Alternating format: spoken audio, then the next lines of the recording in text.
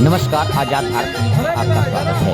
आजमगढ़ जिले के मेहनगर तहसील क्षेत्र के मेहनगर ग्राम सभा में संत रविदास जयंती बहुत ही धूमधाम से मनाई गई। इस अवसर पर उपस्थित तमाम लोगों ने संत रविदास जी के चरणों में पुष्प अर्पित करते हुए सभी लोगों ने अपने अपने विचार रखे, जिसके मुख्य अतिथि परम पूज्य भिक्षु चंदिमा थेरो जी रहे।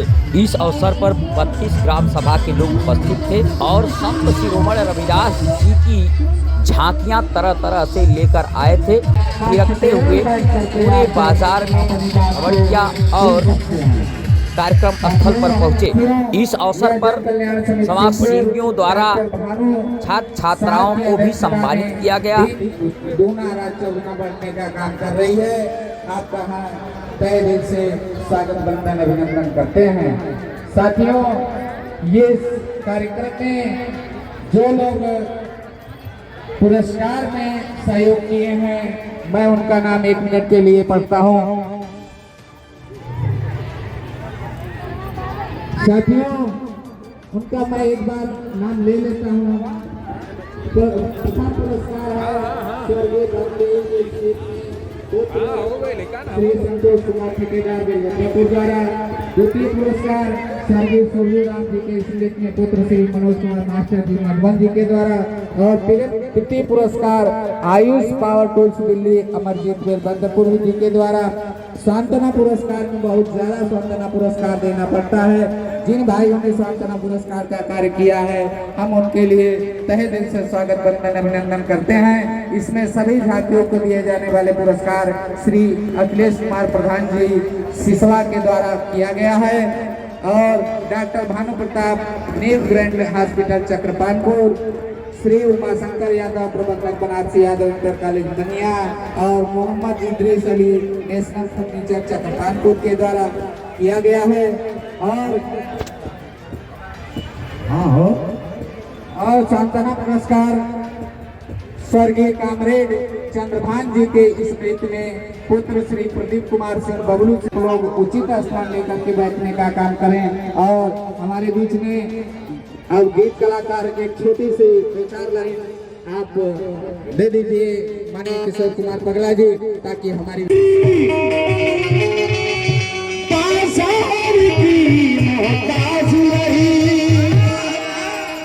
और चीज है अच्छी तो खरीदार की मोहताज नहीं। हे बाबूजी, मेरा कहना है कि हमें गम हस्ती से गुजर क्यों नहीं जाते, और जीना नहीं आता तो मर क्यों नहीं जाते।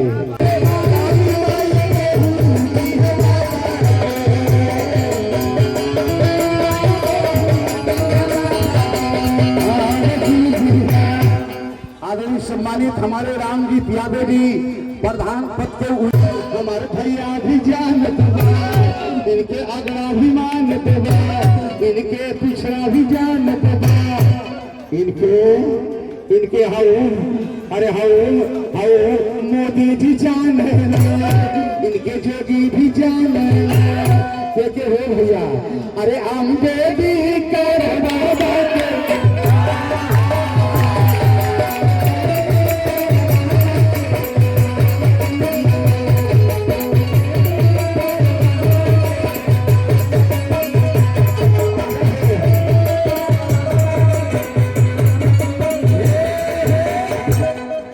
सहायक विकास अधिकारी कृषि जहानागंज आपकी ओर से ये 500 रुपए का पुरस्कार साहब को सलूट करते हुए जो भी करता हूँ।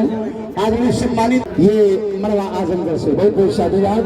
और ये हमारे गुड्डू भैया, ये प्रदीप कुमार सिंह उर्फ बबलू जी, जो कलकत्ता वाले हैं, जो बोलते हैं कि भालो भालो एक रकम भाई आम बूझी छे कहना जरूर है। अरे आम देवी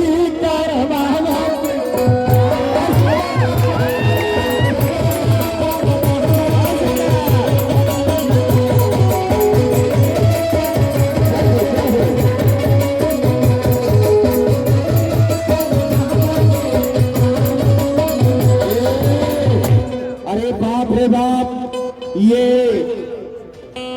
पूजनीय गुरु भिक्खु चंद्रनाथ खैरे साहब के सम्मान में डॉक्टर गीता सदस्य जिला पंचायत मेहराजपुर बसपा नेत्री विधानसभा मेहनगर बहुत बड़ा योगदान हमारे बहना का रहता है। मैं डॉक्टर गीता जी के सम्मान में जिन्होंने रिकॉर्ड कायम किया पूरे उत्तर प्रदेश में आजमगढ़ के धरती से जोरदार ताली होनी चाहिए उनके सम्मान में। कहना जरूर है, क्या कहना है? अरे सोना चांदी लेके अंग्रेज जरूर पढ़ी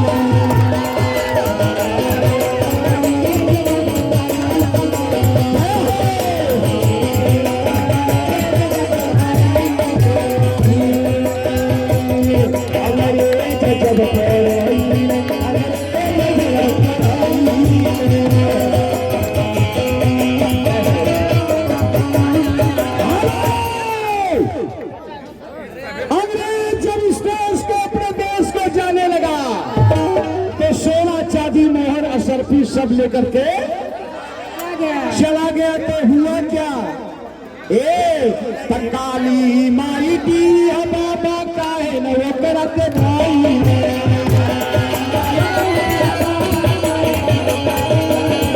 अरे सोना चांदी लेके अंदर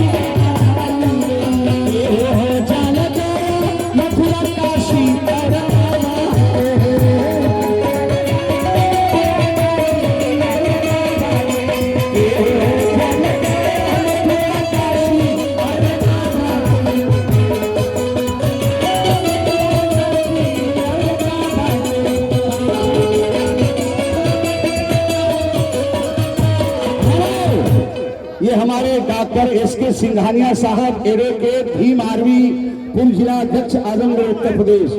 बहुत बहुत साधुवाद दीवानी कचहरी आजमगढ़। लेकिन बाबूजी जी मेरा कहना है, क्या कहना है? दूसरे लाइन में यही कहना है अरे सूरज को क्या पता कि चांद क्या होता है? अरे सूरज को क्या पता कि चांद क्या होता है? और शनि को क्या पता कि आसमान क्या होता है? और भगवान के नाम पर झूठ बोलकर कमाने खाने वालों, अरे तुम्हें क्या पता कि संविधान क्या होता है? संविधान क्या होता है?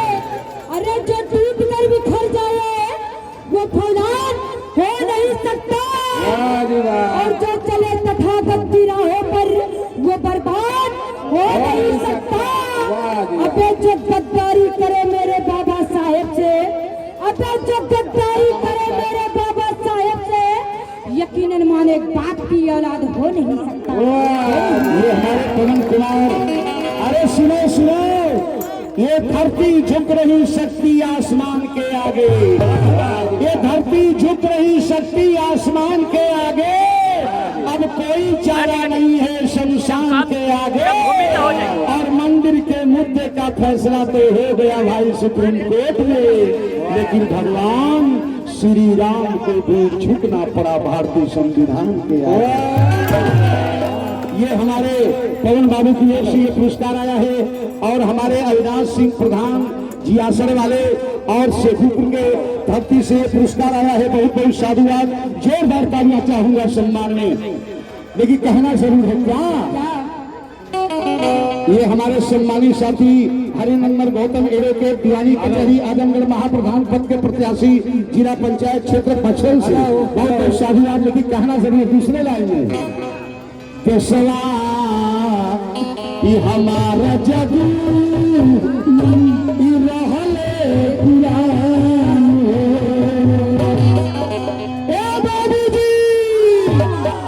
जब ये देश में कोरोना आया है बाबू साहब, देखो भगवान भगवती में ना आई ना, तो ताली बज जाए आपको सबसे पहले।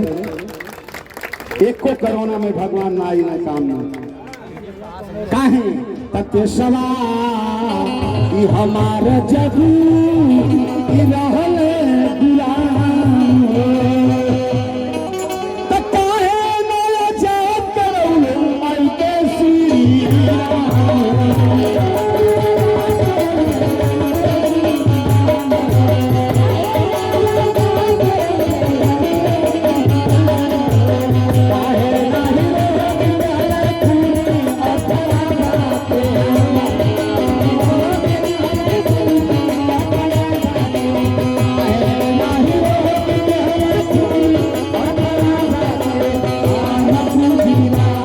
उनके दिल से मानी ना हमारे बहनी भी माने ले।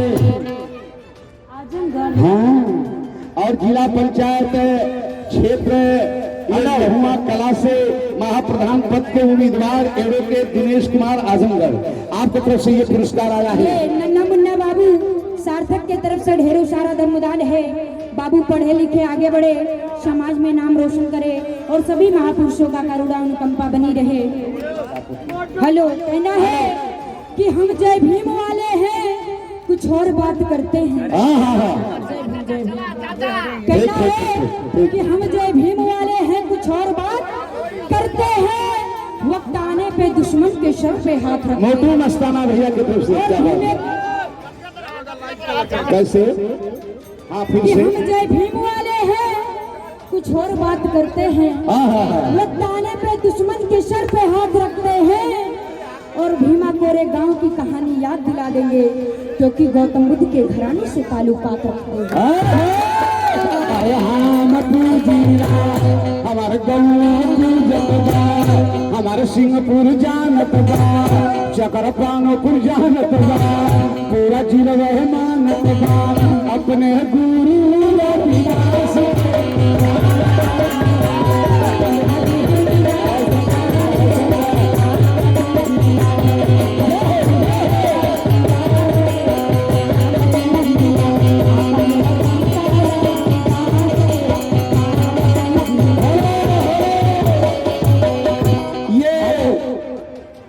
ये नटूसरा ये अभिषेक कुमार गौतम जी गोपाल भाई आपकी ओर से ये बहुत बहुत रुपयों का पुरस्कार आया है। आदरणीय सम्मानित हमारे बाबू प्रदीप कुमार सिंह बबलू, जो बाबू स्वर्गीय चंद्रभान सिंह के घराने से घर के रहने वाले, उनके बेटे, उनके सुपुत्र, उनकी कुर्बानियां कितनी हो सकती है ये पूरे इलाके के लोग बताएंगे। जोरदार सम्मान में हेलो, बस दूसर की लगिया कह के कर पट के न रखते। कहना है हेलो, बोलो। हाँ, कहना है हाँ। कि हमारी कौम इसी क्रांति के जिद पर अड़ी है। हमारी कौम इसी क्रांति के जिद पर अड़ी है।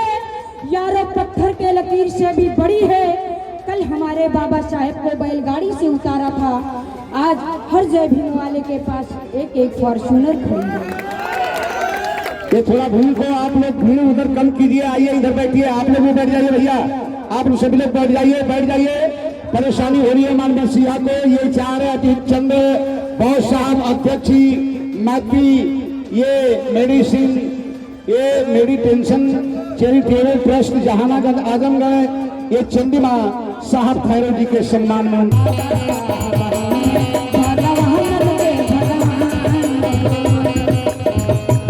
मुकेश मास्टर जी परमानपुर से ये पुरस्कार आया है। मैं जय भीम करता हूँ, शुक्रिया अदा करता हूँ, लेकिन इतनी बात मैं कहूँगा क्या। अरे बाबा साहब हैं भगवान लिखे भगवान।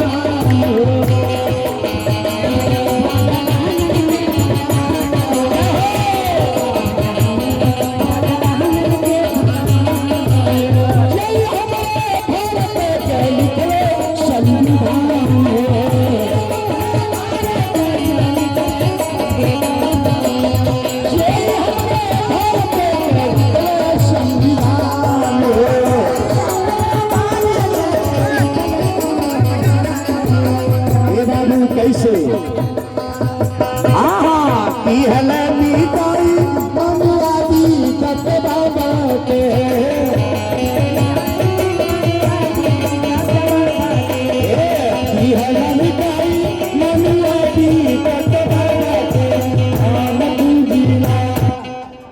हमार गुरु चंदिमा ठहरो साहब पूजे उनके दिल से माने उनके दिल से चाहे। एक आदमी का और नाम आया है, वो भी इंसान था, और वो इंसान क्या था? सोए हुए कौम को जगाने वाला। तब किशोर कुमार पगला जैसे आज मंच पर गाना गा रहे हैं। अरे हम मानिला हमार बहनी भी मानत बा, हमार माई भी मानत बा, इनके निरहुए जाने इनके घुरहुए जाने के हो भैया। अरे अपने मानवर कान सिरान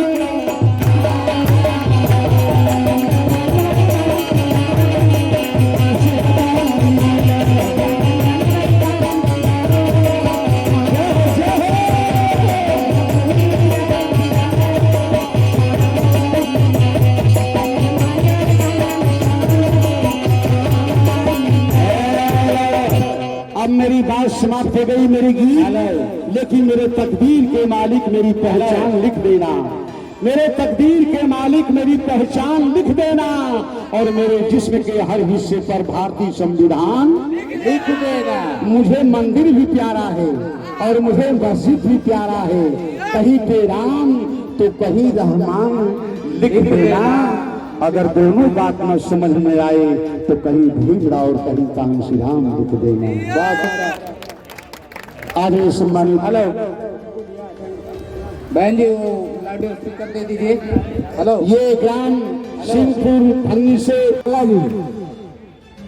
जिंदगी में कुछ करना हो तो खुद से वादा निभाना होगा, हर हाल में आगे बढ़ना हो तो हर मुश्किल से टकराना होगा। साथियों, आप लोगों से निवेदन है कि उधर जो हमारे साथी खड़े हैं पंडाल में जगह है, बैठने बार नहीं कहूंगा, और इधर भी जो हमारे साथी खड़े हैं, हमारा कार्यक्रम चल रहा है, अब सुचारू रूप से चलेगा। बंटी जी बनारस से आए हुए हैं, आप उनको सुनेंगे, हो सकता है उनकी एक भी बात आपके दिल में बैठ जाए तो जिंदगी बदल जाएगी। इसलिए आपसे निवेदन करूंगा, इधर जो लोग खड़े हुए हैं हमारे पंडाल में, सभी साथियों से निवेदन है कि आप लोग जगह लेकर के बैठ जाएं। स्वागत होगा और आपके साथ हमारे जो विशिष्ट अतिथि लोग हैं, सम्मानित लोग, उनका लोगों का स्वागत होगा, और जो है गुलदस्ता भेंट करके भंते जी का स्वागत करें। आप लोग साधु साधु करिए। भंते महाकाशक जी के हाथों में फूल भेंट करके आप स्वागत हम मास्टर साहब, आप इस जनकल्याण समिति के अध्यक्ष थे और आपकी बहुत महत्वपूर्ण योगदान कोई मीटिंग मिस नहीं होती आपसे। और हमारे तीसरे बाबू रे, और मैं चाहूँगा कि भंते हमारे सन्नी कुमार जी, सन्नी कुमार और डॉक्टर कैलाश यादव जी, जो हमेशा ऐसे कार्यों को हमेशा जो है योगदान देते हैं, सहयोग देते हैं और आत्मबल देते हैं। ऐसे डॉक्टर साहब बहुत ही विद्वान हैं। मैं आपका स्वागत करने के लिए विजेंद्र सिंह जी हैं, मैं सबका स्वागत करने के लिए चाहूँगा। आप जो है बालिका इंटर कॉलेज मधुबन में प्रबंधक हैं, मैं चाहूँगा आपका स्वागत करने के लिए। संतोष कुमार ठेकेदार साहब, आप आना, आदरणीय विजेंद्र सिंह का माला पहना करके आप स्वागत करें। डॉक्टर सोनू शर्मा जी आपका स्वागत करने के लिए आदरणीय रामचंद्र प्रधान जी से चाहूँगा मैं डॉक्टर साहब का स्वागत करने के लिए आप आना और माला पहना करके स्वागत करें। आदरणीय डॉक्टर सोनू शर्मा जी का, जो मेडिकल ऑफिसर सदर मंडल आयोजन करते हैं, तो आपका स्वागत करें। तो आप आना, और इधर से डीजे आ रहा है, उसके समय आपका बहुत अच्छा प्रदर्शन है, लेकिन उस डीजे को तत्काल के जिम्मेदार साथी हैं उस गाँव के, जिनके नेतृत्व में झांकी आ रही है, आपसे निवेदन करूंगा, कनैया से आ रही है, आदरणीय क्लास का स्वागत करने के लिए हमारे बड़े भाई राम सिकार आई है। इसके विशिष्ट अतिथि बड़े भैया प्रदीप कुमार सिंह जी, डब्ल्यू जी, जो कल से बहुत महत्वपूर्ण योगदान दे रहे हैं, और आपका स्वागत करने के लिए हमारे बड़े भैया अमरदेव जी से चाहूँगा कि आप सबका माला पहना करके स्वागत करें। स्वागत सबका है जो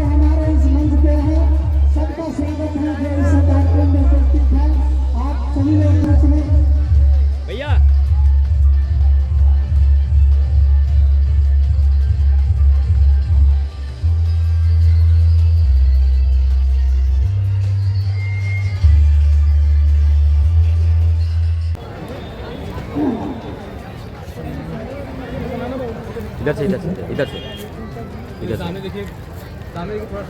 सर जी।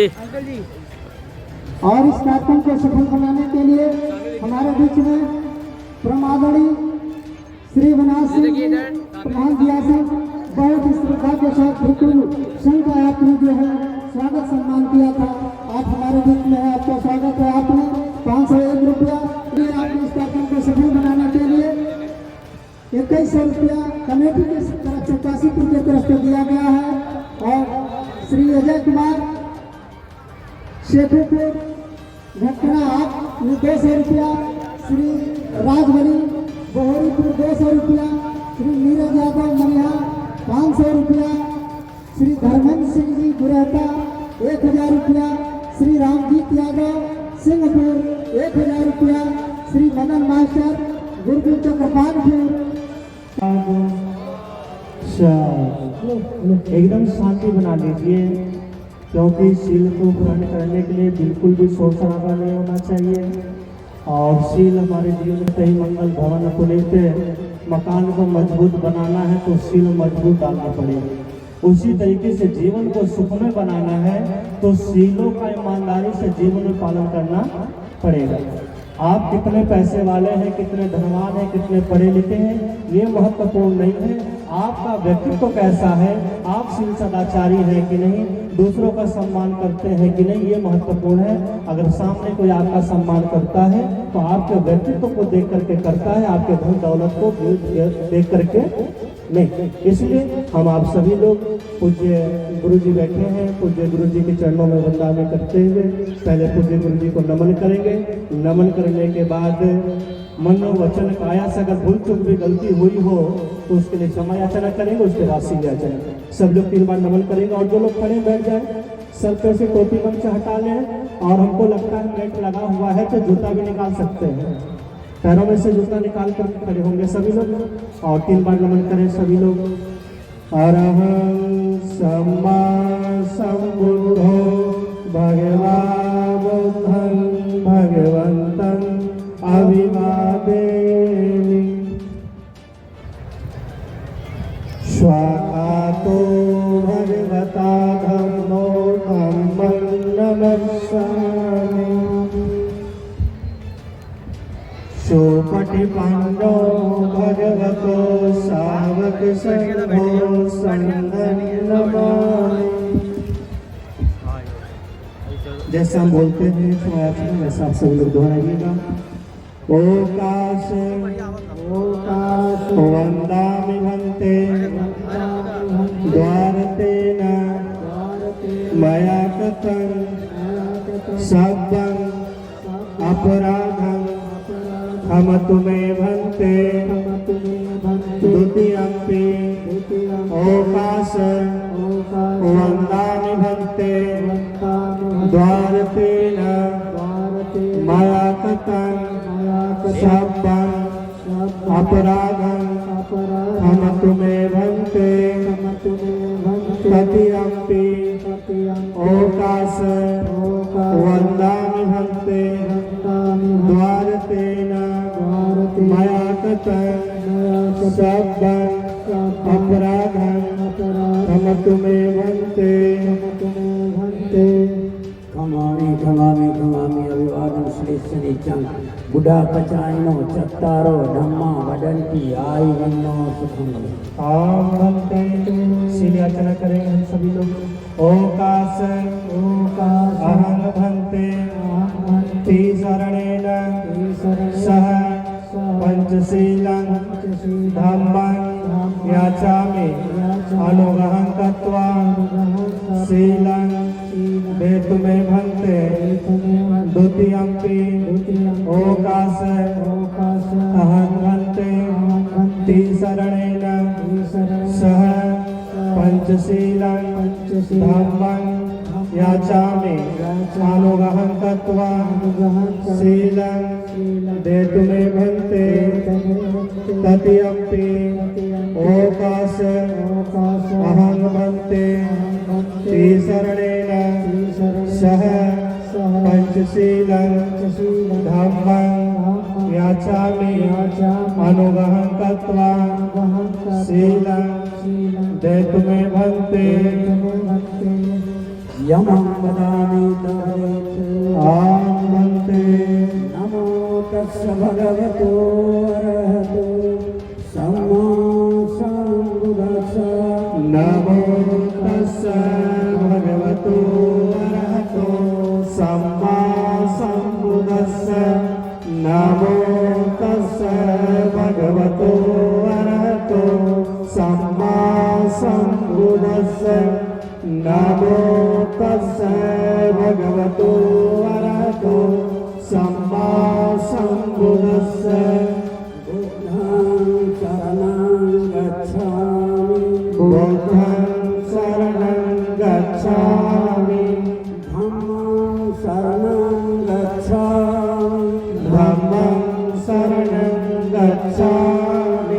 धम्मं शरणं गच्छामि संघं शरणं गच्छामि द्वितीयंपि बुद्धं शरणं गच्छामि द्वितीयंपि बुद्धं शरणं गच्छामि द्वितीयंपि धम्मं शरणं गच्छामि द्वितीयंपि धम्मं शरणं गच्छामि द्वितीयंपि संघं शरणं गच्छामि द्वितीयंपि संघं शरणं गच्छामि तृतीयंपि बुद्धं शरणं गच्छामि तृतीयंपि बुद्धं शरणं गच्छामि तृतीयंपि धम्मं शरणं गच्छामि तृतीयंपि धम्मं शरणं गच्छामि तृतीयंपि संघं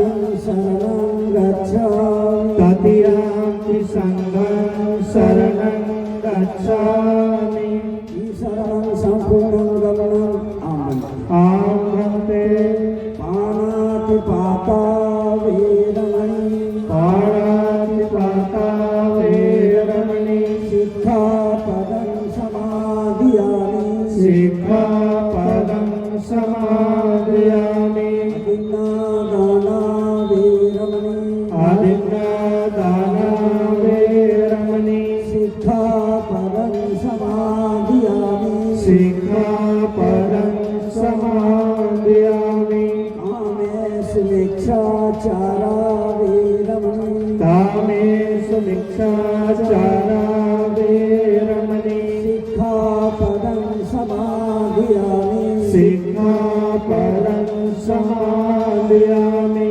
मुसावादा वेरमणि मुसावादा वेरमणि सिक्खापदं समादियामि सिक्खापदं समादयामि सुरामेरमज्ज सुरामेरमज्ज प्रमादठाना वेरमणि पमादठाना वेरमणि सिक्खापदं समादियामि सिक्खापदं समादयामि ईधनं सन्धिं पंचशीलं धम्मं साधुकं सुरक्षितं तत्वा शील सम्पादः आं भन्ते साधु साधु साधु 3 बार सब लोग नमस्ते बुद्धं नमामि धम्मं नमामि संघं नमामि। बैठ जाइए आप लोग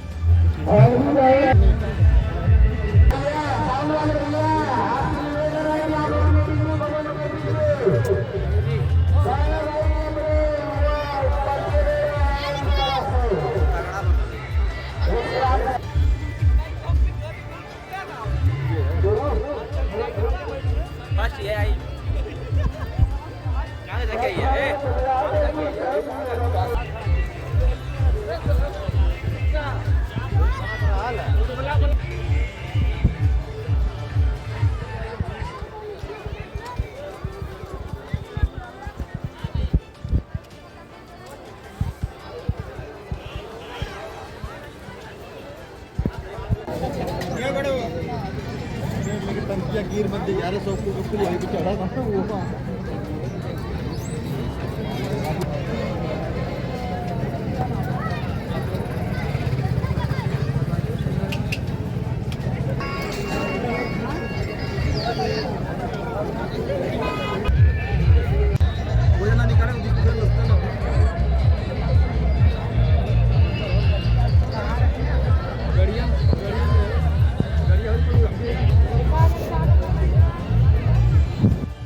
मिशन जो चल रहा है लगभग 55% में सब ट्रैफिक खत्म हो चुका है।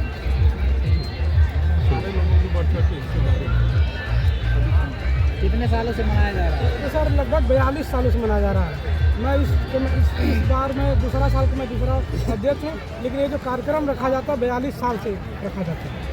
क्या कहना चाहेंगे, अपनी तरफ संदेश क्या देना चाहेंगे क्षेत्रवासियों को? मीडिया वालों को भी बधाई देता हूँ, हमारे जो मुख्य अतिथि विशिष्ट अतिथि और जो हमारे कार्यकर्ता जो झांकियाँ के लेकर आए, मैं सबका आभार व्यक्त करता हूँ। सभी को सादर प्रणाम, जय भीम, नमो बुद्धाय। मैं doctor Shiv Prakash, CMS government medical college Agra. हाँ, कार्यक्रम चल रहा है बाइक आप गुरु रविदास जी का प्रकाशोत्सव है।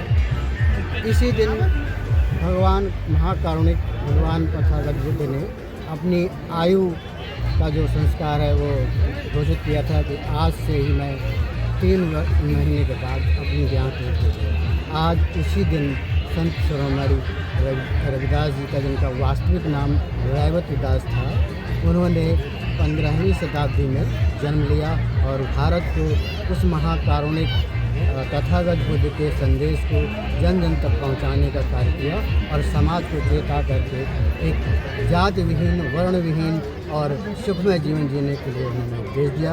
मैं इस समाज को जो इस आयोजन में आए हैं और भंते थेरू को सभी को स्वागत करता हूं और ये नमन करते हुए कहता हूं कि वो रविदास जी के महान विचार को अपने अंगीकार करें, पंचशील को अंगीकार करें और जीवन सफल करें।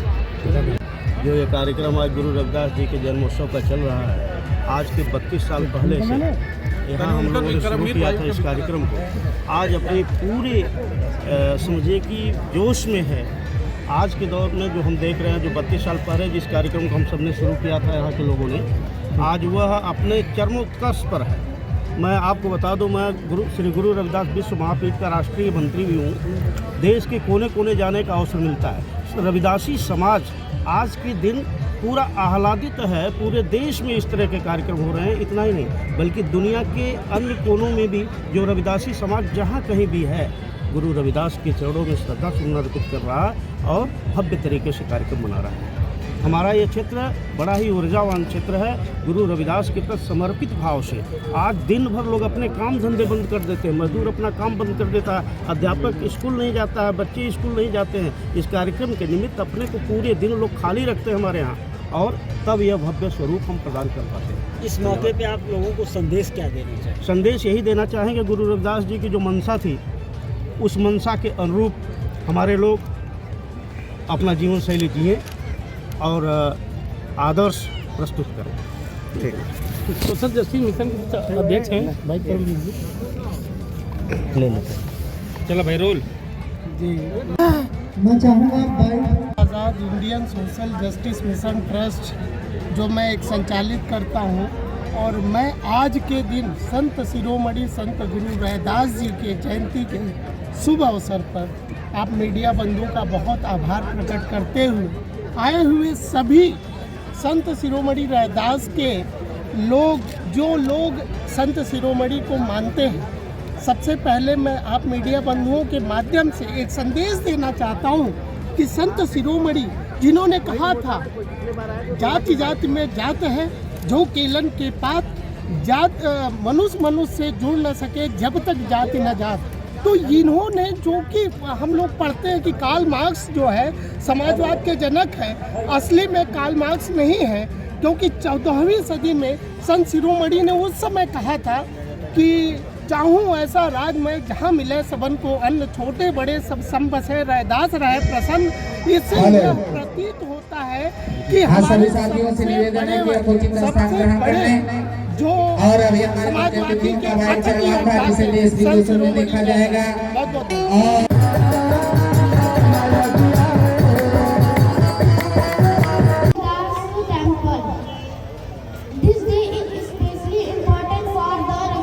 गांधी जी जयंती प्रकार पढ़ें, लिखें, आगे बढ़ें। हम सभी को दुख मुक्ति का मार्ग दिया, उस पर चलने का प्रयास जारी है। धर्मराजा सम्राट अशोक को नमन, क्योंकि धर्मराजा सम्राट अशोक ने महाराजा अशोक के कारण दुनिया के बहुत सारे देश, बौद्ध राष्ट्र हैं, दुनिया में जितने भी देश हैं उसमें बौद्ध धर्मावलंबियों की बड़ी संख्या है। दुनिया में जितने भी बौद्ध लोग हैं वह भारत का बड़ा आदर करते हैं, बड़ा सम्मान करते हैं। आदर इतना करते हैं कि बहुत सारे लोग भारत की तरफ पैर करके नहीं सोते हैं। दुनिया के जो बौद्ध लोग हैं वे भारत को गुरु का देश कहते हैं।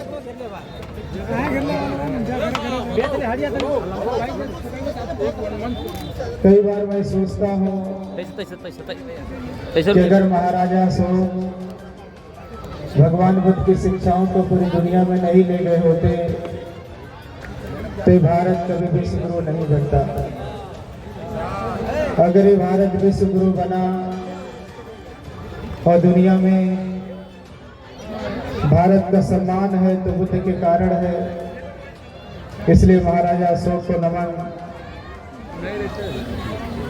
नमन परम पूज्य बोधिसत्व बाबा साहब डॉक्टर अम्बेडकर को,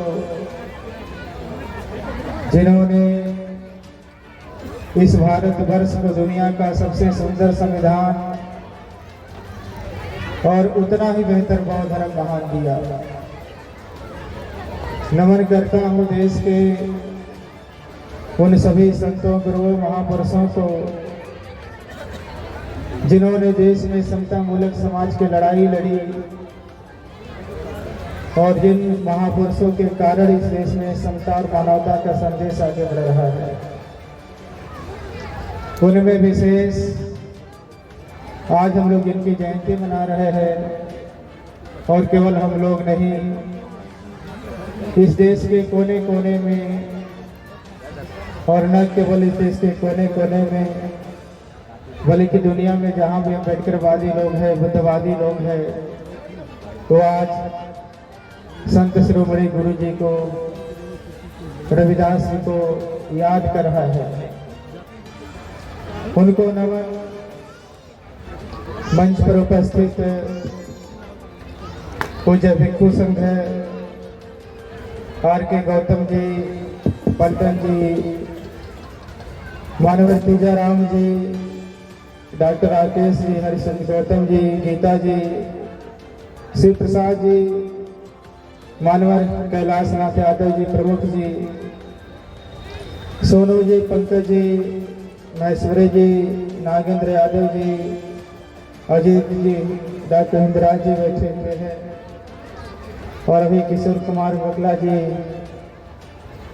और उनकी सहयोगी साधना अभी बहुत सारे क्रांतिकारी गीतों के माध्यम से आपको जागृत कर रहे थे। उनकी पूरी टीम, बहुत सारे सोशल मीडिया के पत्रकार बंधु और इस जयंती समारोह में उपस्थित सभी बंधुओं, मैं बहुत समय नहीं लेना चाहता हूँ। एक कहानी कहकर के अपनी बातों को रखना चाहता हूँ। मैं अक्सर कहानी सुनाया करता हूँ। आज वो कहानी मुझे यहाँ भी याद आ रही है और मुझे लगता है कि वो कहानी आपको सुनानी चाहिए। कहानी इस प्रकार है कि एक बहुत विशाल जंगल था और जंगल न केवल विशाल था बल्कि हजारों साल पुराना जंगल था। वह जंगल हजारों सालों से बहुत सारे लोगों को जीवन दे रहा था। उस जंगल से न केवल पशु पक्षी अपना जीवन व्यतीत कर रहे थे, बल्कि बहुत सारे मनुष्य लोग उस जंगल का फल बेच करके, उस जंगल का फल खा करके, उस जंगल की लकड़ियों से अपनी जीविका चला रहे थे। जंगल हजारों सालों से लोगों को सुरक्षा प्रदान कर रहा था, लोगों की रक्षा कर रहा था। एक बार जंगल पर संकट आ गया। जंगल पर संकट ऐसे आया, किन्हीं कारणों से जंगल में आग लग गई। जब जंगल में आग लगी, जंगल जलने लगा, तो जंगल के सारे पशु पक्षी निकल करके भागने लगे। यहाँ तक कि जो लोग जंगल से लाभ ले रहे थे हजारों सालों से, वो भी जंगल को जलता हुआ छोड़ करके भाग रहे हैं। जंगल जल रहा है और लोग जंगल को जलता हुआ छोड़ करके भाग रहे हैं।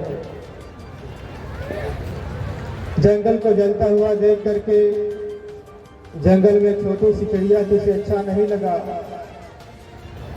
वो जंगल में आवाज लगाती है, कहती भाइयों रुको, बहनों रुको, ये जंगल हजारों सालों से हमारी रक्षा कर रहा है।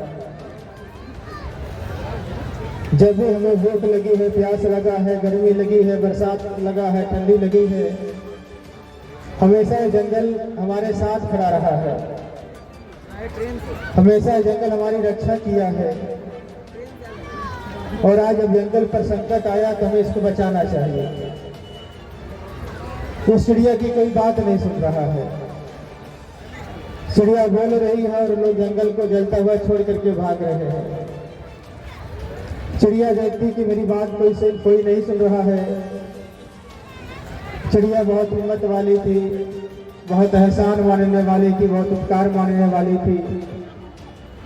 उसने सोचा कि मैं अपना प्रयास करूंगी। चिड़िया जंगल से उठ करके थोड़ी दूर पे नदी है, नदी पे जाती है, अपने चोंच पे पानी भर के लाती है, जंगल पे डालती है। फिर चिड़िया जंगल से नदी जाती है, पानी ला करके डालती है, ऐसे बार बार करती है। एक बार जैसे चिड़िया नदी से पानी ला करके जंगल पे डाल रही थी, उसी समय जंगल की लपट उठी, ऊपर उठी, चिड़िया उसकी चपेट में आ गई। चिड़िया के पंख झुलस गए, चिड़िया जमीन पर गिर पड़ी। जब चिड़िया जमीन पर गिरी और चिड़िया जब दुखी होने लगी, कराहने लगी, तो चिड़िया का मजाक उड़ाने के लिए बंदर आ गया। बंदर चिड़िया को छटपटाता हुआ देखकर उसका मजाक उड़ाता है। कहता है, रे चिड़िया, क्या तुझे पता नहीं था कि तेरे एक बूंद पानी से जंगल की आग नहीं बुझेगी? चिड़िया कहती, हाँ रे बंदर, मुझे पता था, बहुत अच्छे से पता है कि मेरे एक बूंद पानी से जंगल की आग नहीं बुझेगी। चिड़िया कहती, लेकिन बंदर तुझे एक बात यही याद रहना चाहिए, ये जंगल हमेशा जलेगा नहीं। आज नहीं तो कल जरूर कोई आएगा और इस जंगल को बुझाएगा। चिड़िया कहती कि याद रखना चाहिए, जब ये जंगल की आग कभी बुझेगी और जंगल की आग जलने और बुझने का जब कभी इतिहास लिखा जाएगा, तो याद रखना, मेरा जो प्रयास है, जो मेरा जो काम है, वह सोने के अक्षरों से लिखा जाएगा। चिड़िया कहती कि बंदर तुझे भी याद रखना चाहिए, तुम और तुम्हारे जैसे लोग जिन्होंने हजारों सालों से जंगल से लाभ लिया है, और जब जंगल पर संकट आया, जंगल को छोड़ते हुए भाग रहे हैं, तो सोचो तुम्हारा नाम किस अक्षरों से लिखा जाएगा। चिड़िया की बात एक हाथी सुनी और दौड़ करके आती है, कहती बहन जरा बताओ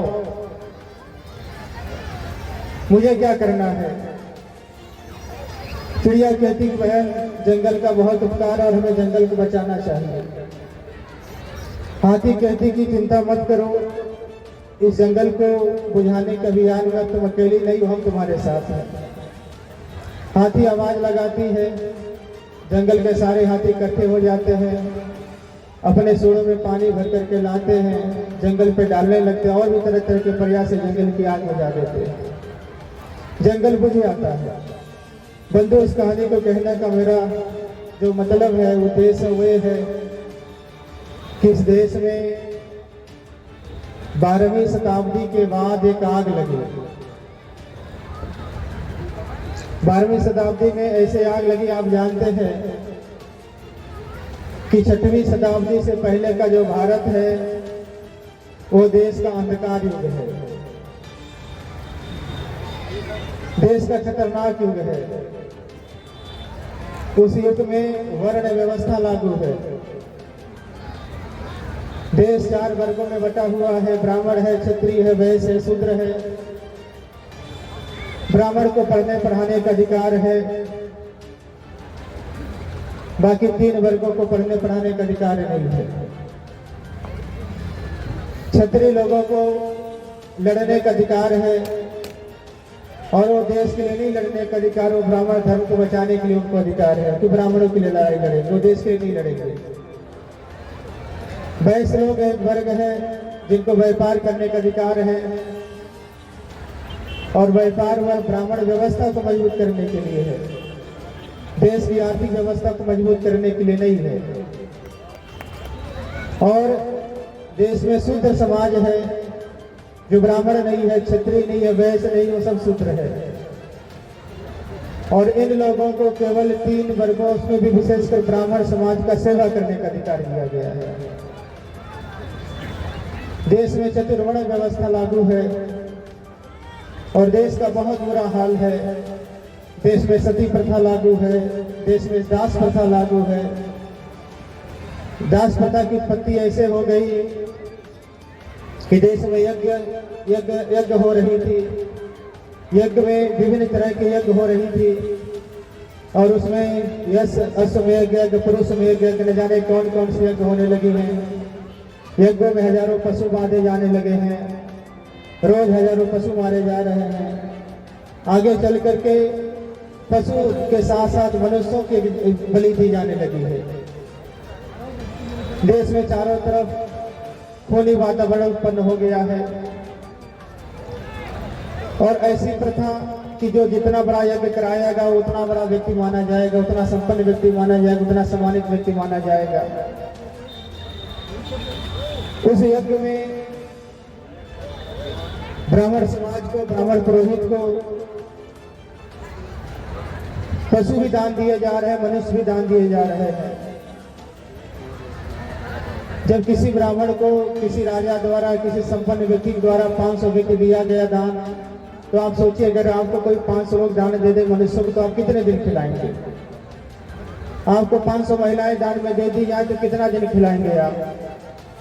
तो ब्राह्मण लोग उनको बेचने लगे, यानी मनुष्य बेचने लगे, उनकी बाजार लगने लगी और वहीं से दास प्रथा शुरू हो गई। दास प्रथा की बहुत खराब स्थिति रही। देश में सती प्रथा लागू हो गई और बहुत सारी कुप्रथाएं लागू हो गई। देश में अंधकार युग चालू हुआ और छठी शताब्दी ईसा पूर्व में भगवान बुद्ध का आगमन हुआ। भगवान बुद्ध ने, महावीर ने इस देश में, दोनों लोगों ने समता मानवता की लड़ाई लड़ी। 12वीं शताब्दी तक इस देश में बुद्ध धर्म का प्रभाव रहा और ये देश बौद्ध हो गया। 12वीं शताब्दी के बाद इस देश पर पुनः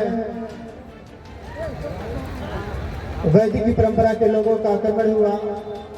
हमारे बुद्ध विहार तोड़े गए, हमारे शिक्षा के केंद्र जलाए गए, हमारे धर्म स्थल नष्ट किए गए 12वीं शताब्दी के बाद फिर वर्ण व्यवस्था लागू हो गई और उसके बाद इस देश में मुगल आ गए।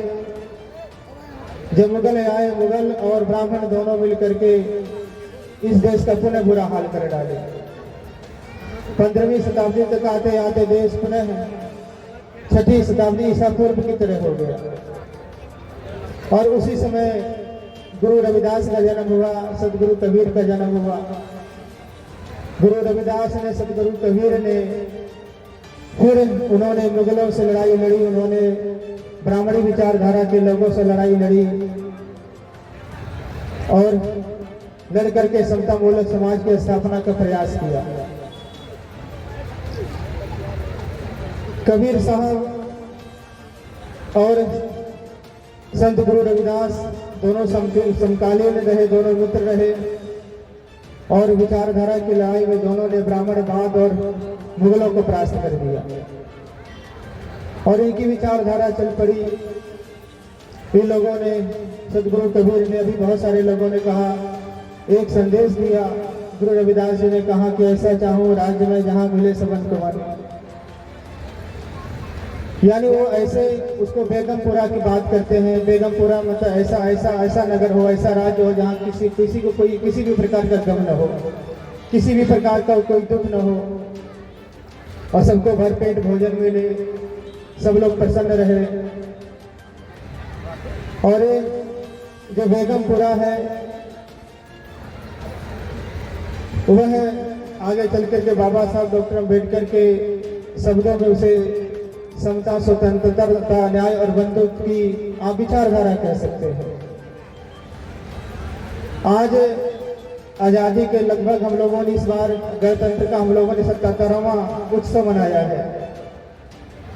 मैं देश के बहुत सारे राज्यों में जाता रहता हूँ, बहुत सारे क्षेत्रों में जाता रहता हूँ, बहुत सारे गांव में जाता रहता हूँ और मैं आज गांवों को देख रहा हूँ, बहुत सारे जिलों को देख रहा हूँ, बहुत सारे राज्यों को देख रहा हूँ। आज़ादी की रोशनी गांवों तक नहीं पहुंची है और बहुत सारे गांव ऐसे हैं, बहुत सारे घर ऐसे हैं जिनके लिए आज़ादी का कोई मतलब ही नहीं है। आज भी बहुत बुरा हाल है, आज महिला सुरक्षा का बहुत बुरा हाल है। आज़ादी के 77 साल बीत जाने के बाद भी आज इस देश में महिलाएं घर से बाहर नहीं निकल पा रही हैं और मैं इस बात को इसलिए कह रहा हूँ, आज महिला उत्पीड़न की घटनाएं आप देखते हैं बहुत दिन प्रतिदिन सुनाई देती है। तो जिस देश में समता न हो, जिस देश में समानता न हो, यानी जातिवाद चरम सीमा पे हो, वर्ण व्यवस्था चरम सीमा पे हो, तो वह देश कभी महान नहीं हो सकता है। जिस देश में सब लोग स्वतंत्र न हो, यानी लोग जैसा चाहे वैसा खाना न खाएं, जैसा चाहे वैसा कपड़ा न पहने, नौकरी न करें, जिस देश में लोगों को स्वतंत्रता का अधिकार न हो, वो देश भी महान नहीं कहा जाता है। जिस देश में सबको न्याय का सिद्धांत समझ में नहीं आता हो, सबको न्याय न मिलता हो और जिस देश में शासन प्रशासन के बैठे हुए लोग अपनी जाति देख करके अपने जाति के नाम पर उनका काम कर रहे हो, जाति के नाम पर न्याय दे रहे हो, आप समझ लीजिए वो देश भी महान नहीं होता है। और जिस देश में बंधुत्व भाव न हो, भाईचारा न हो, वो देश भी महान नहीं होता है। तो आज भी इस देश में समता नहीं है, आज भी इस देश में जातिवाद है, वर्ण व्यवस्था लागू है और आज भी दो विचारधारा के लोग काम कर रहे हैं। एक अम्बेडकरवादी विचारधारा है जो समता मूलक समाज की स्थापना चाहती है और आज भी एक ब्राह्मणवादी विचारधारा है जो समता मूलक समाज बनाए रखना चाहती है।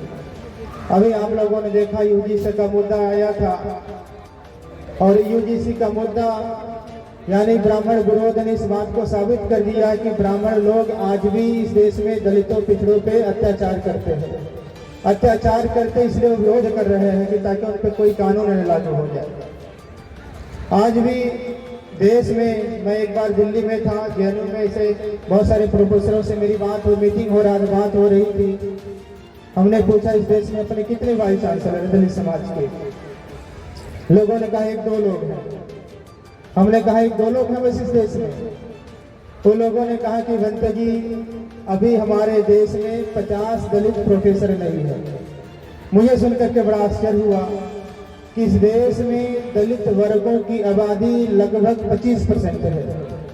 आदिवासियों को जोड़ दिया जाए तो 27% हो जाता है, यानी 100 में 27% जिनकी जनसंख्या हो उनके इस देश में 50 प्रोफेसर नहीं है। आप सोच लीजिए आपकी हालात कितनी बड़ी से बदतर है। आज मैं जब देखता हूँ, जब मैं सामाजिक गठन करता हूँ, तो आज भी इस देश में लगभग 70 से 80% लोग 5,000 से लेकर के 10,000 तक की नौकरी कर रहे हैं। और बहुत सारे घरों में हम देख रहे हैं कि लोगों को के पास 10,000 की भी नौकरी नहीं है। आज 10,000 से लेकर के 50,000 कमाने वाले मुझे लगता है 2-4% लोग होंगे, और 50,000 से लेकर के 2 लाख कमाने वाले 2-4% लोग होंगे। आखिर देश का ये संसाधन कहाँ पे है, किन लोगों के पास में है?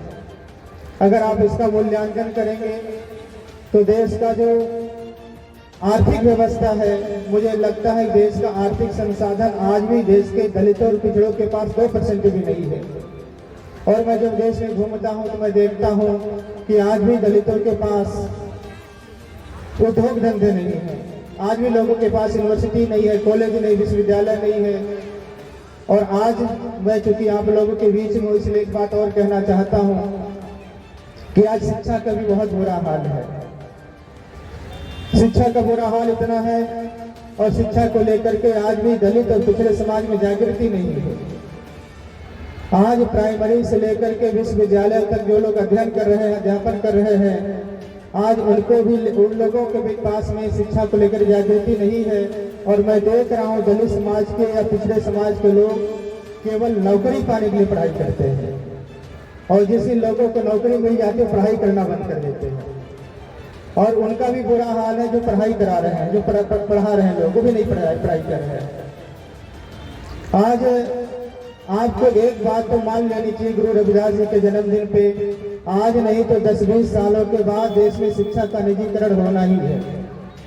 और सरकारें पूरी बात मतलब पूरी तैयारी कर ली है, शिक्षा का निजीकरण हो जाएगा। और मुझे लगता है 20 साल के पहले ही हो जाएगा। अब आप सोचो, अगर आपके पास विद्यालय नहीं रहेगा, आपके पास कारखाने नहीं रहेंगे, आपके पास चिकित्सालय नहीं रहेगा, तो आप पढ़ेंगे कहाँ और आपकी दवाई कहाँ होगी, आप कमाएंगे कहाँ? इसलिए गुरु रविदास जी की जब जयंती हम मना रहे हैं तो केवल उनकी भक्ति आंदोलन की बातें मत करें। हम लोग ये भी बात करें कि कैसे हम आगे बढ़ेंगे।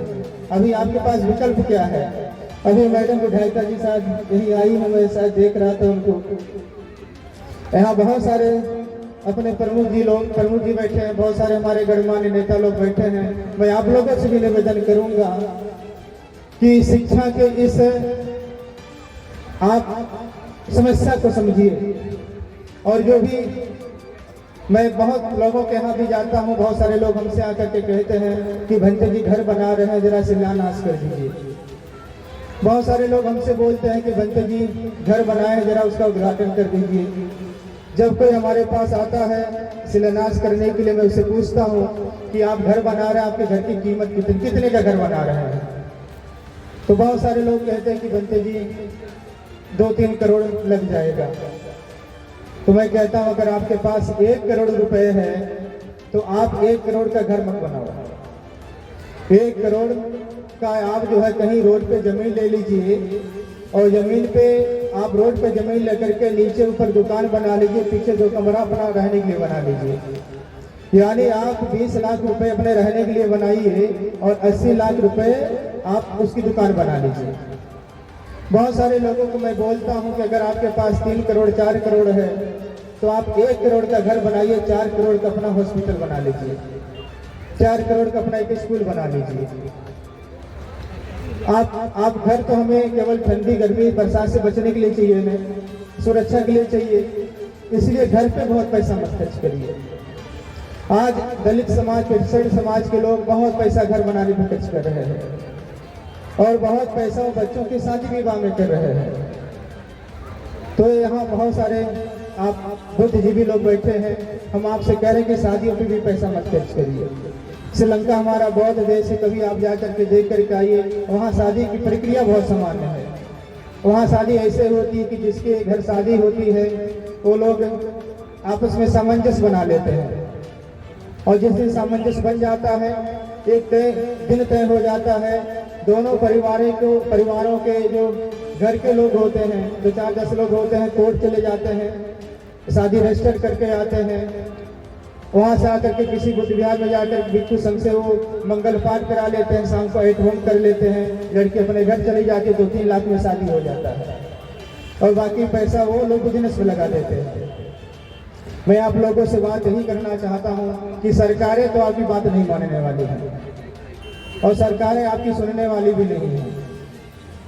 देश के 77 साल हो गए उत्सव के और आप भी देखिए अगल बगल क्या बुरा हाल है। तो आपको अपनी लड़ाई खुद लड़नी पड़ेगी, अपनी तरक्की खुद करनी पड़ेगी। तो मैं आप लोगों से ही कहना चाहूँगा कि जो प्राइमरी में पढ़ाने वाले लोग हैं वो घर मत बनाएं, घर के जगह को लोन लेकर के कुछ भी करके विद्यालय बनाएं। जो महाविद्यालयों में पढ़ा रहे लोग अभी महाविद्यालयों में पढ़ा, वो भी स्कूल कहीं कॉलेज बनाए। अभी डॉक्टर साहब यहाँ बैठे हैं, डॉक्टर साहब से मैं कहूँगा 2-4 डॉक्टर लोग मिल करके अपना कहीं नर्सिंग कॉलेज भी डालें। आज नर्सिंग कॉलेज की जो मानक वो भी तरह तरह से बढ़ गए हैं। अब तो ऐसा लगता है कि देश में जो नर्सिंग कॉलेज बनेंगे, मेडिकल कॉलेज बनेंगे, वो सामान्य लोग नहीं बना पाएंगे। अब वो सारे उद्योगपति लोग ही बनाएंगे। बहुत बुरा हाल चिकित्सा का भी होने वाला है। इसमें आप लोगों को थोड़ा सा समझना पड़ेगा और देश में समता लाने का प्रयास करना है, स्वतंत्रता के लिए प्रयास करना है, न्याय और बंधुत्व के लिए प्रयास करना है। मैं अक्सर कार्यक्रमों में जाता हूं तो हमेशा एक बात और सुनता हूं कि बाबा साहब अम्बेडकर का संविधान खतरे में है और बहुत सारे नेताओं से मैं सुनता हूं बाबा साहब का संविधान खतरे में है। जब कहीं संविधान की बात होती है और संविधान खतरे में होता है, मैं ऐसी बात सुनता हूं तो मैं यहाँ के उपस्थित लोगों से पूछता हूं कि आप बताइए यहाँ जितने लोग बैठे हैं वो किस विचारधारा के लोग हैं। मैं आपसे यहाँ पूछना चाहता हूँ, यहाँ जो लोग बैठे हैं क्या आप सभी लोग बाबा साहब अम्बेडकर की विचारधारा के लोग हैं ना? अच्छा, यहाँ कितने अम्बेडकरवादी लोग हाथ उठा दो।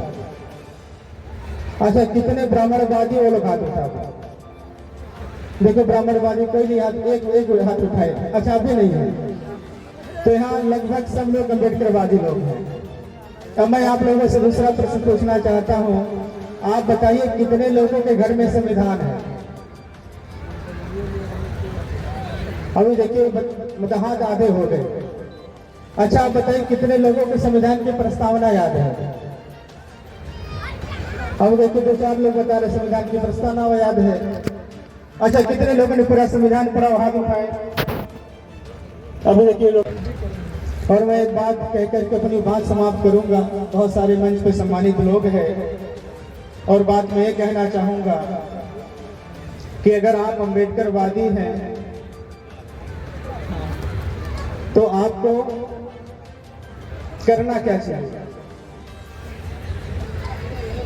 अगर आप अम्बेडकरवादी हैं तो आपकी विचारधारा क्या होना चाहिए? बाबा साहब अम्बेडकर 1956 में हम सबको दम दीक्षा दिए और बाबा साहब अम्बेडकर के दम दीक्षा के लगभग 65-70 साल हो रहे हैं। बाबा साहब अम्बेडकर ने 65-70 साल पहले धम्म दीक्षा लिया और हमसे कहा कि बौद्ध बन जाओ।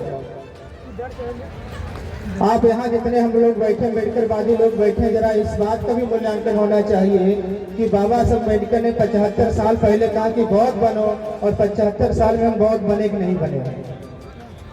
बाबा साहब अम्बेडकर ने कहा था कि अगर मैं कुछ दिन तक जीवित रहा तो देश को बौद्ध में बनाऊंगा। अब आप बताइए 75 सालों में आप अपने घर के लोगों को बौद्ध बनाए कि नहीं बनाए हैं?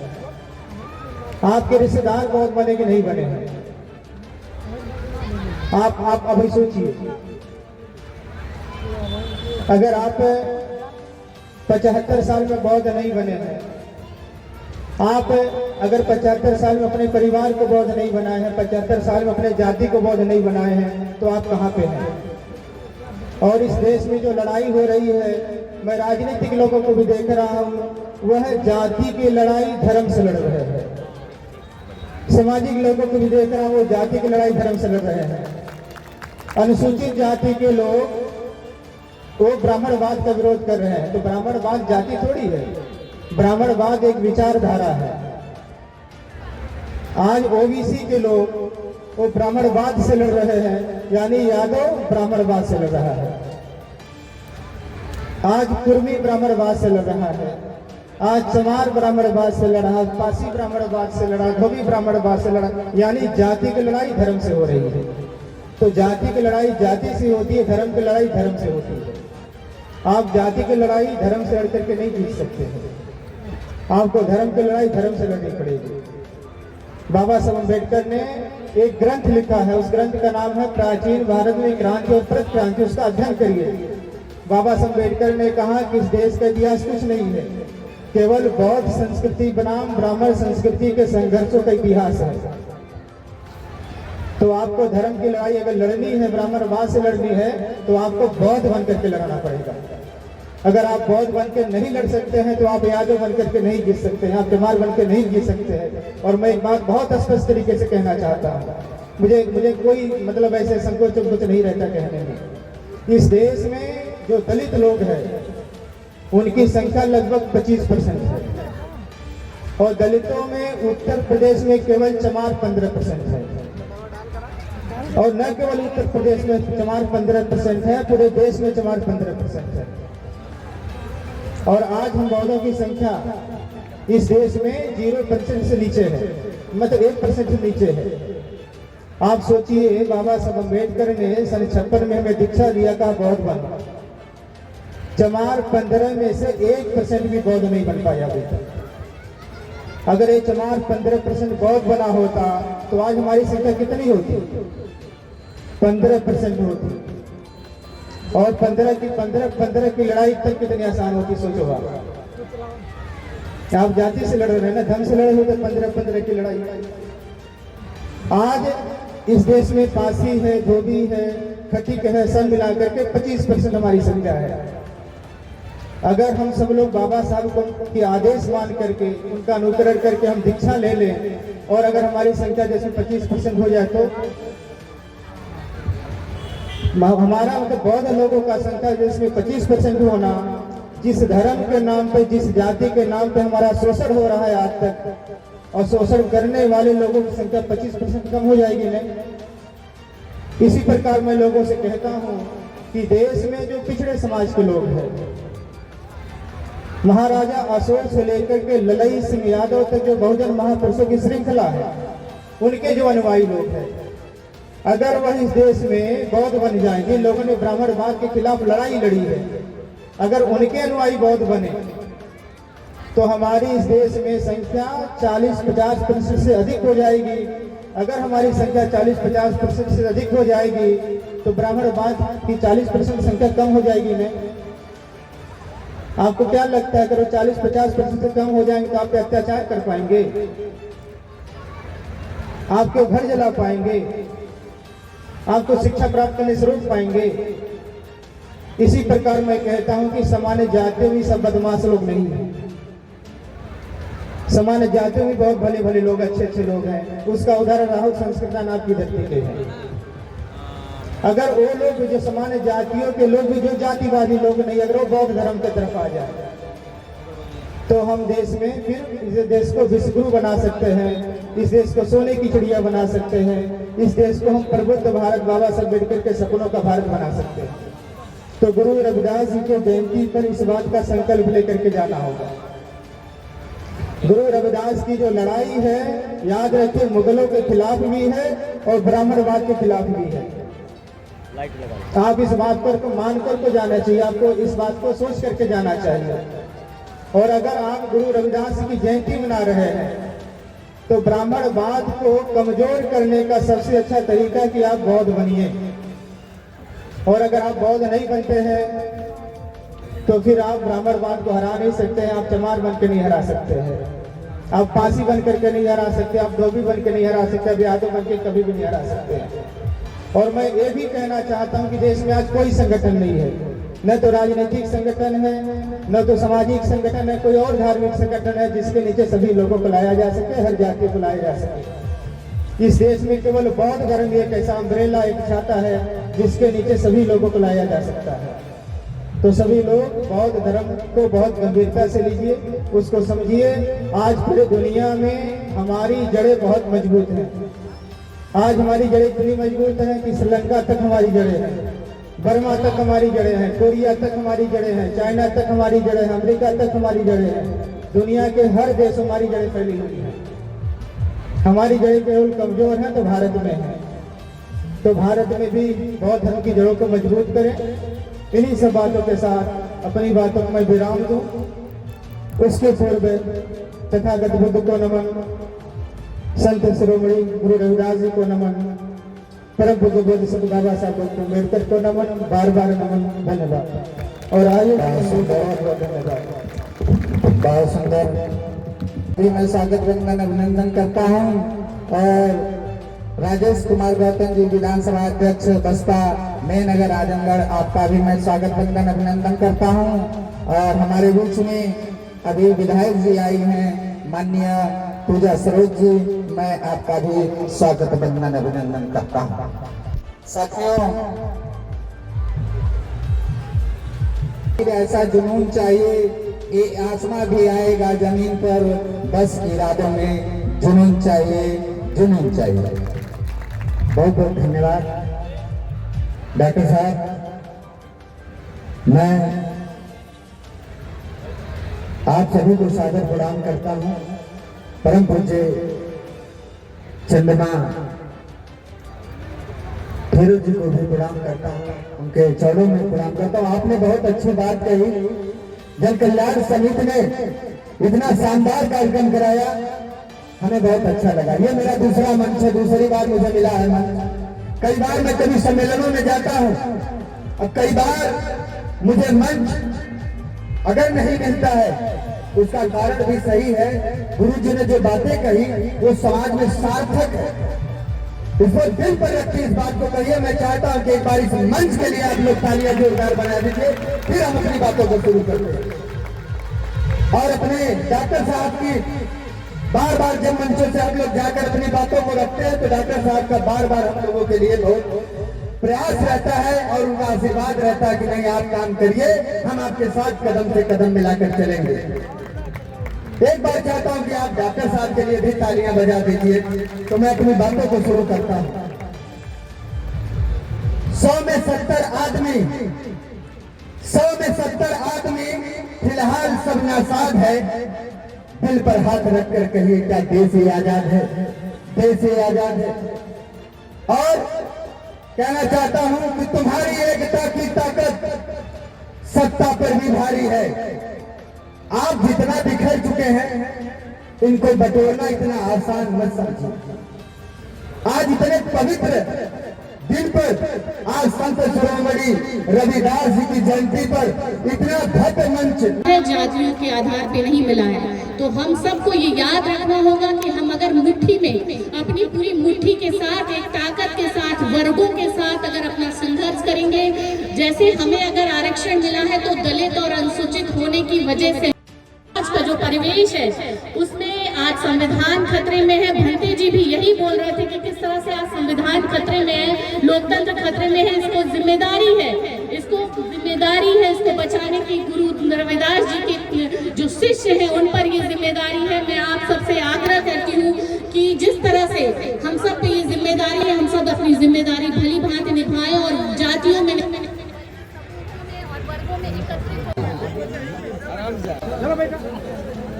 कि आप वहां जाएं। इस पर द्वितीय पुरस्कार स्वर्गीय सूर्य राम जी के स्मृति में पुत्र श्री मनोज कुमार मास्टर साहब मधुबन से हैं। आप भी मंच पर उपस्थित हो।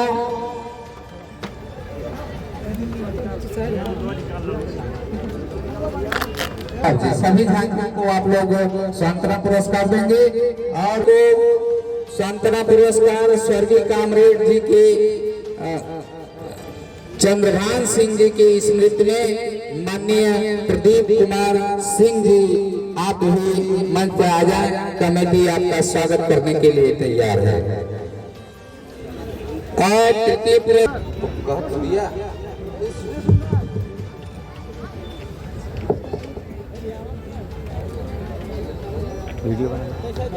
जो झांकियां आई है, अगर हमारे यहाँ नाम नहीं पहुंच पाया है तो समय का इतना अभाव रहा कि हम आपको सुन नहीं पाए।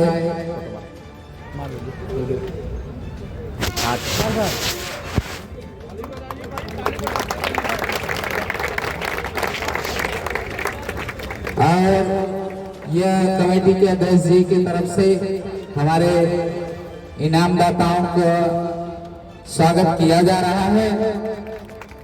जो भी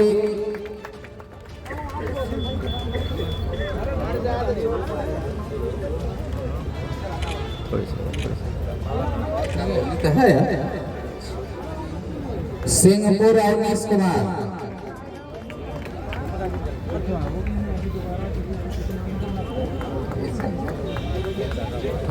और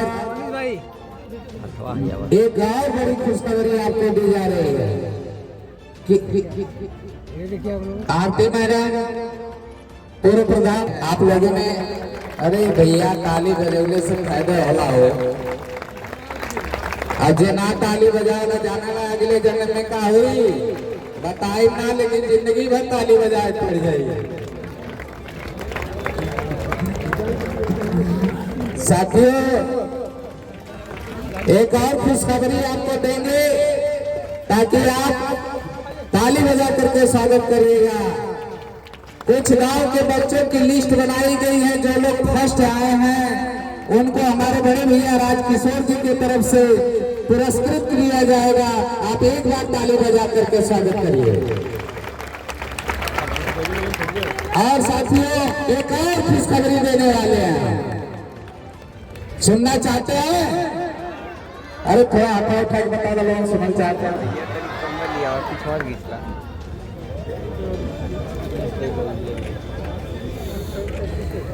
हाँ जी, ताली बजा करके आप स्वागत करिएगा। साथियों जो झांकिया फर्स्ट सेकेंड थर्ड है वो तो इनाम दिया ही जा रहा है माननीय बड़े भैया राजकिशोर जी की तरफ से और प्रधान पद के प्रतिनिधि और हमारे संतोष भैया ठेकेदार जी, आपका भी सहयोग, सनी भाई का भी इस टेंट की व्यवस्था में सहयोग और माननीय राजकिशोर सिंह जी का भी सहयोग। आप सभी साथियों का हम तहे दिल से स्वागत बंदन अभिनंदन करते हैं और दिल की गहराइयों से आप लोगों का स्वागत करते हैं। जितने भी साथी हैं एक बार आप लोग देख लीजिए, इसमें नाम है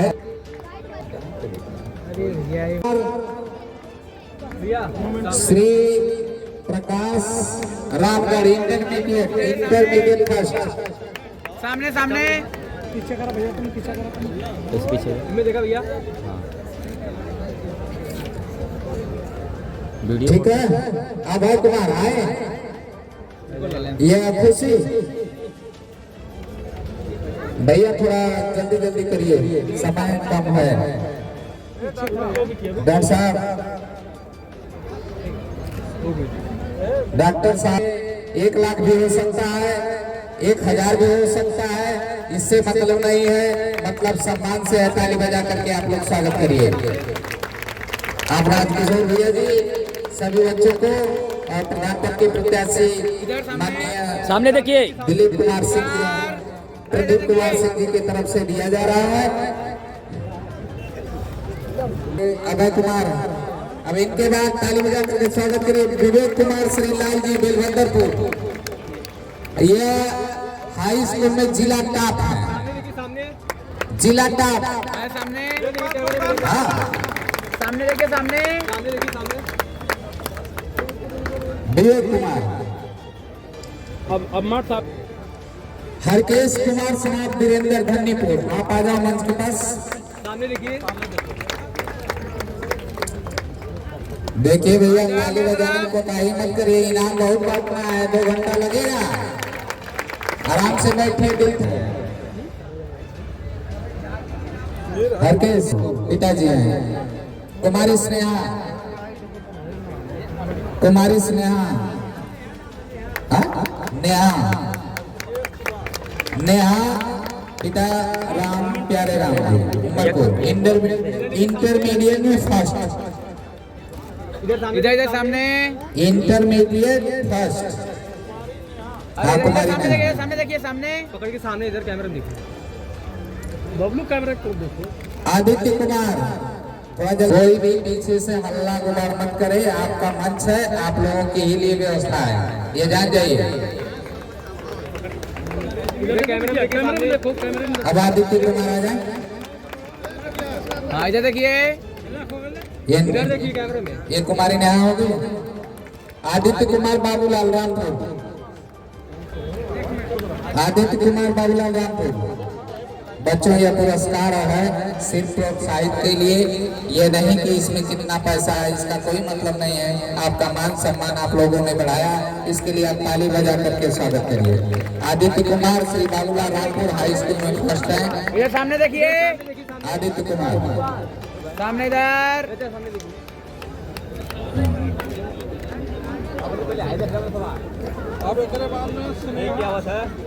माननीय संतोष जी आप भी सहयोग करें। माननीय लालसा भैया जी से मैं चाहूंगा कि बच्चों का पुरस्कार वितरित करने में आप भी सहयोग करें।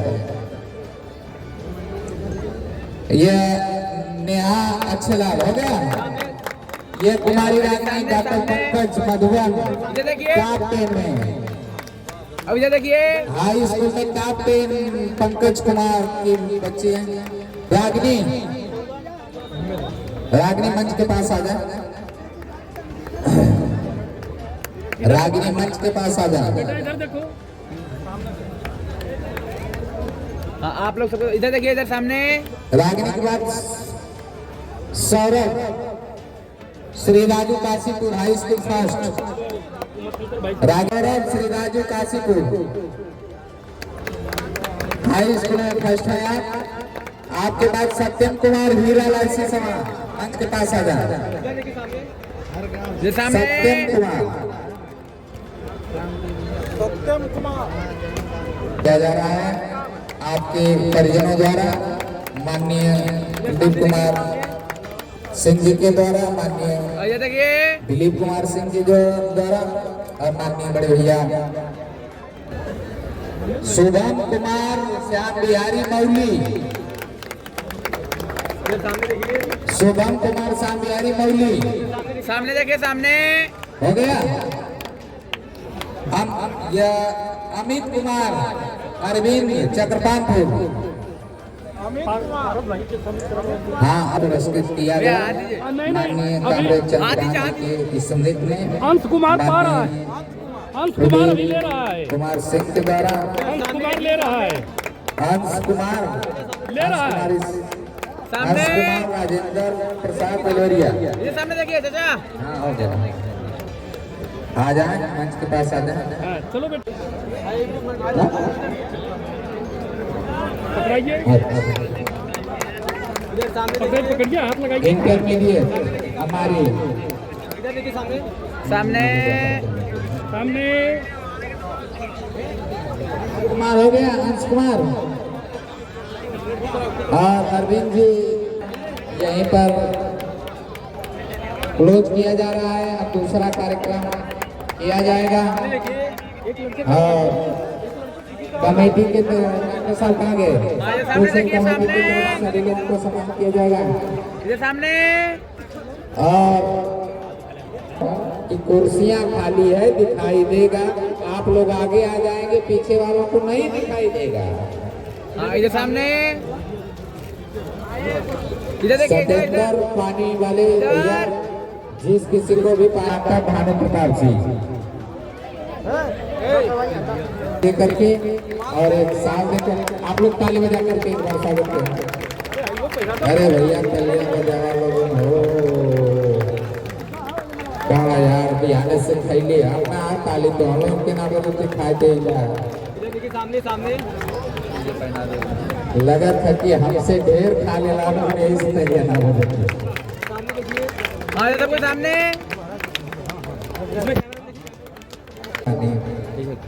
प्रदीप जी के द्वारा और कमेटी अध्यक्ष का सम्मान हुआ। ये रविदास जी का स्वागत किया जा रहा है, ताली बजा करके एक बार।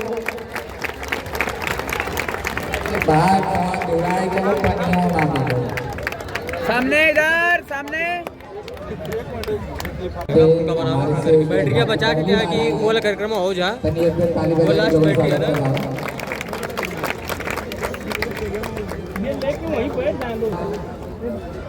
अवनीश हो गया। नागेंद्र गुरेता पश्चिमी नागेंद्र रामपुर विराट लिखल विराट कहीं टिक्की दिया जाएगा। चलिए हो गया भैया, ये कार्यक्रम यहाँ हो गया। अरे कल्याण समिति को अगले वर्ष जो भी ये कार्यक्रम करेंगे उसमें ये लोग जितना भी हमसे चाहेंगे उतना सहयोग तालियां तालियां कमेटी के लिए तालियां देनी चाहिए। धन्यवाद बड़े भैया राजकिशोर सिंह जी, दिल से स्वागत बंदन अभिनंदन करता हूँ। और ये साल देकर आप सबको क्लियर कर रहे हैं, ये सम्मानित कर रहे हैं, दरोगा साफ कर रहे हैं। हम आपका तहे दिल से स्वागत बंदन अभिनंदन करते हैं और हमारे कर रहे हैं माननीय राजकिशोर सिंह जी के द्वारा किया। अरे चलिए यही मिल जाइए हो छोटे भाई ब्रजेश और भाई संतोष जी कहाँ हैं? तो भाई करेंगे ये, क्योंकि संचालन का काम देखिए तीनों भाई जो है कि ब्रजेश जी का स्वागत कर रहे हैं, सिंह जी, दिलीप सिंह जी, प्रदीप सिंह जी ब्रजेश भाई का स्वागत कर रहे हैं। ताई जी से लोग ब्रजेश भाई का स्वागत कर, आप लोग ताली बजा के स्वागत करिए माननीय राजकिशोर सिंह का। और का स्वागत के लिए माननीय राजकिशोर जी इंतजार कर रहे हैं। आप लोग दोनों लोग आ जाइए मंच पे। अगर हमारी आवाज सुन रहे हम आपको तहे दिल से स्वागत बंदन अभिनंदन करते हैं। कमेटी के अध्यक्ष डॉक्टर भानु प्रताप जी का आप लोग स्वागत कर रहे हैं। हम आपका भी तहे दिल से स्वागत बंदन अभिनंदन करते हैं। मैं दरोगा साहब से चाहूंगा कि आप आए, कम शब्दों का सहारा लेते हुए आप द्वारा स्वागत किया जा रहा है। हम आपका तहे दिल से स्वागत बंदन अभिनंदन करते हैं। आजाद भारत न्यूज, आजाद भारत न्यूज, आजाद भारत न्यूज को साथियों सब्सक्राइब करिएगा, शेयर करिएगा, लाइक करिएगा। हमारे बड़े ही अधिक मित्र हैं, आज 20 सालों से हमारे संग रहते हैं माननीय बेचन जी। और वो न्यूज एक और है, वो क्या